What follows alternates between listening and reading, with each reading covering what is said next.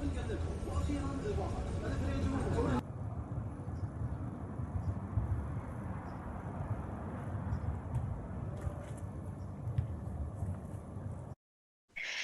melakukan serangan balasan terhadap Israel setelah sebelumnya Zionis menargetkan rudal pada Sabtu 28 Februari 2026 pagi. Tak hanya mengenai wilayah utara Israel, serangan Iran rupanya juga berdampak pada fasilitas militer sekutu Zionis, yakni Amerika Serikat di negara-negara Teluk. Sejumlah media luar termasuk NDTV menyebut jika letusan terdengar di wilayah Abu Dhabi atau Uni Emirat Arab hingga Bahrain, yang mana merupakan markas besar bagi sebagian pasukan Amerika Serikat di kawasan tersebut. Qatar disebut telah mampu mencegat beberapa misil Iran menggunakan sistem pertahanan udaranya. Akibat eskalasi ini, sejumlah negara Teluk Arab mengaktifkan protokol darurat. Yordania dan Bahrain mengaktifkan sirine darurat dan meminta warga untuk menuju lokasi aman setelah deteksi peluncuran misil yang dilaporkan berasal dari Iran. Qatar menembak jatuh beberapa misil Iran menurut pejabat pertahanan setempat dan mengeluarkan peringatan atas potensi ancaman balistik.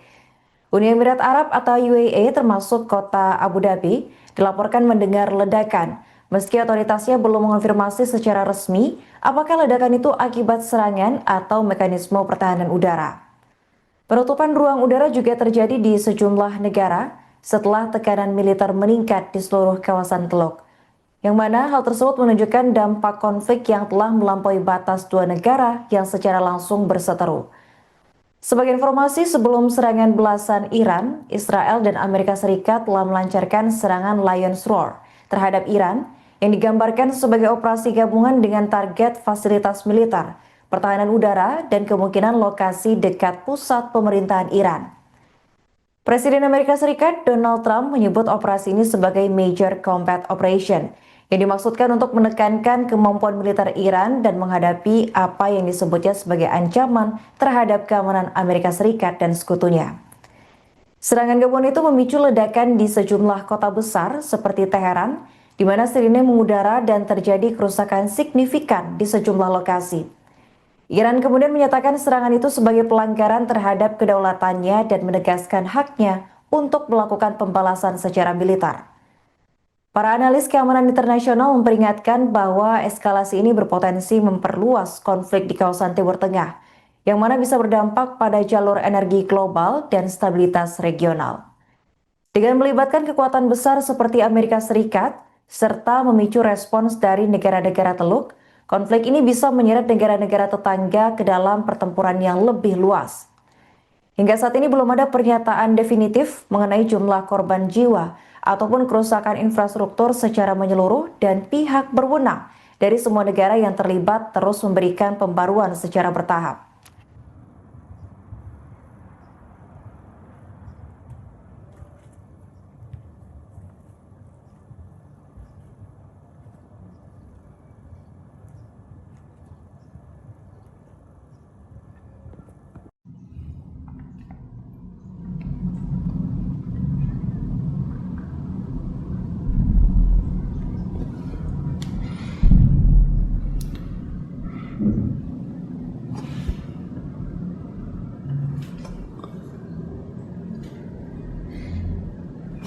Fuck.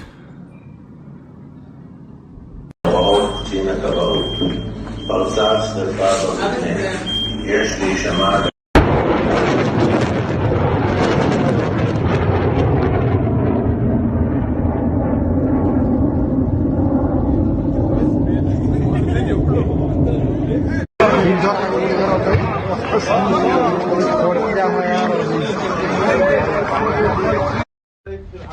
هو الدفاع المدني هاي ما راح تطفيه ما تخافش منه يهيها ما تكتبوها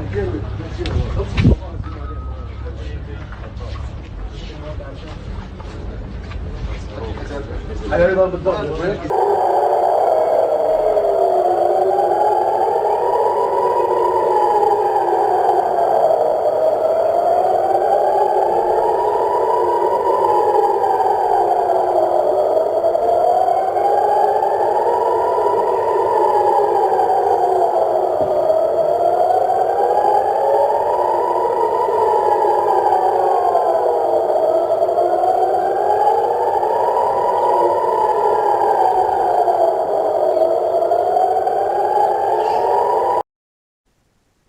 informasi pemirsa, Iran meluncurkan rudal ke Israel pada Sabtu 28 Februari pagi sebagai bentuk serangan balasan atas agresi yang dilakukan Israel sebelumnya.